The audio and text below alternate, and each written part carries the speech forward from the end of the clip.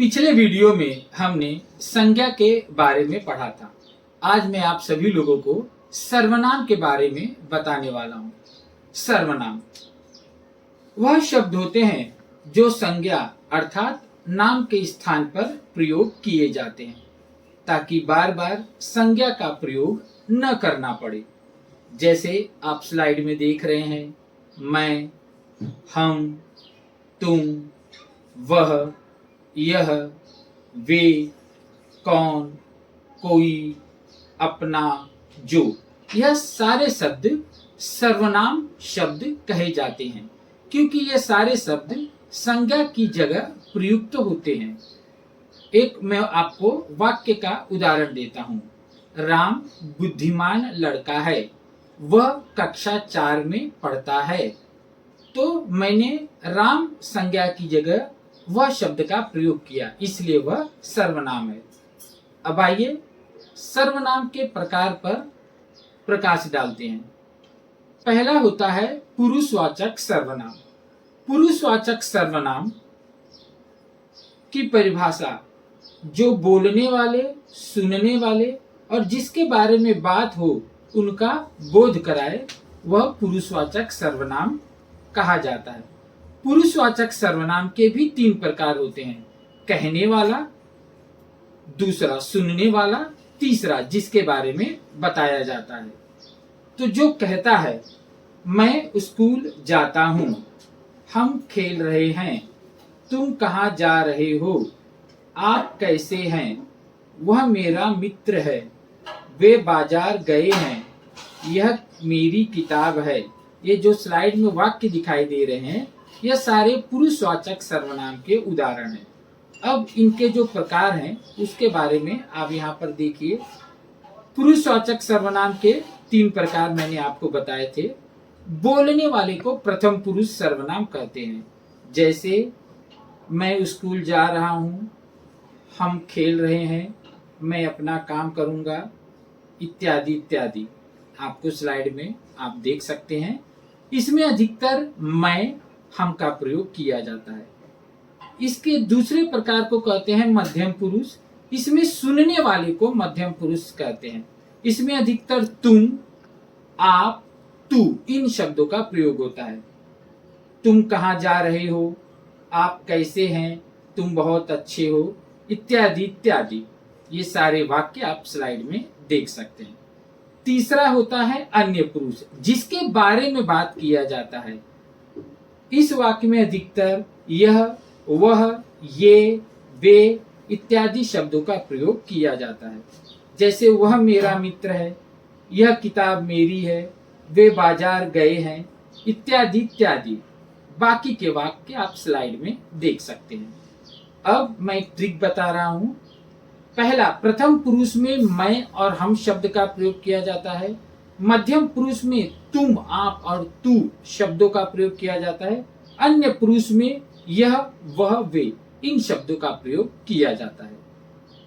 अभी तक आप लोगों ने सर्वनाम का पहला प्रकार, जिसे पुरुषवाचक सर्वनाम कहते हैं, वो पढ़ा और उसके जो 3 भेद होते हैं वो पढ़ा। अब हम देखते हैं सर्वनाम का दूसरा प्रकार, निश्चयवाचक सर्वनाम। जो किसी निश्चित व्यक्ति या वस्तु का बोध कराए वह निश्चयवाचक सर्वनाम होता है। जैसे यह मेरा घर है, यह घर किसका है, मेरा है, ये निश्चय है, इसलिए ये निश्चयवाचक सर्वनाम है। वह बहुत अच्छा लड़का है, अच्छा लड़का कौन है, वह मतलब निश्चित है, तो यह निश्चयवाचक सर्वनाम है। ये आम मीठे हैं, कौन से आम मीठे हैं, ये भी निश्चित है, तो यह निश्चितवाचक सर्वनाम है। जिस वाक्य में निश्चित शब्द का बोध हो उसे निश्चयवाचक सर्वनाम कहते हैं। स्लाइड में अन्य वाक्य आप देख सकते हैं। अनिश्चयवाचक सर्वनाम, जो किसी निश्चित व्यक्ति या वस्तु का बोध न कराए उसे अनिश्चयवाचक सर्वनाम कहते हैं। मतलब इसमें कुछ भी निश्चय नहीं होता। जैसे कोई दरवाजे पर है, कौन दरवाजे पर है ये नहीं पता है, तो अनिश्चयवाचक। कुछ लोग यहाँ पर आए हैं, कुछ लोग, कितने लोग ये निश्चित नहीं है, तो यहाँ पे अनिश्चयवाचक सर्वनाम है।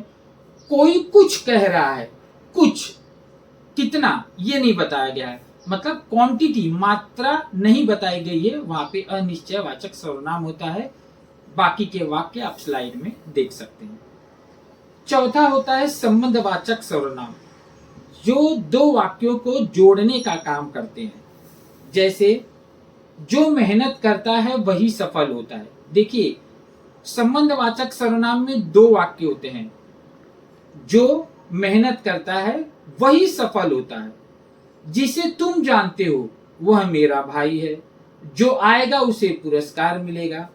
तो इस संबंधवाचक सर्वनाम में दो वाक्य होते हैं, जिसको ज शब्द से, अधिकांशतः ज शब्द से जोड़ा जाता है। जिसका घर बड़ा है वह अमीर है। दो वाक्य। कौन अमीर है? जिसका घर बड़ा है। जिसे तुम बुलाओगे वह आएगा। दो वाक्य हैं और बीच में कॉमा होता है। बाकी के वाक्य आप देख सकते हैं। एक होता है प्रश्नवाचक सर्वनाम, जो प्रश्न पूछने के लिए प्रयुक्त होते हैं। जैसे कौन आया है, क्या तुमने खाया है, कौन खेल रहा है। तो जिन वाक्यों से प्रश्न पूछा जाता है वो प्रश्नवाचक सर्वनाम होते हैं। जैसे कौन, कितना, किसे इत्यादि। बाकी के वाक्य आप स्लाइड में देख सकते हैं। प्रश्नवाचक सर्वनाम, अधिकतर प्रश्नवाचक सर्वनाम की शुरुआत क से होती है। कौन, किसे, कहां, कब इत्यादि। है निजवाचक सर्वनाम, जो अपने आप का बोध कराए। इसमें खुद, स्वयं, अपने आप शब्दों का प्रयोग किया जाता है। जैसे मैं खुद काम करूंगा, खुद निजवाचक सर्वनाम। उसने अपने आप को संभाला, अपने आप निजवाचक सर्वनाम। तुम स्वयं यह कर सकते हो, स्वयं ये निजवाचक सर्वनाम। तो इस तरह से यह निजवाचक सर्वनाम होते हैं। बाकी के वाक्य आप स्लाइड में देख सकते हैं।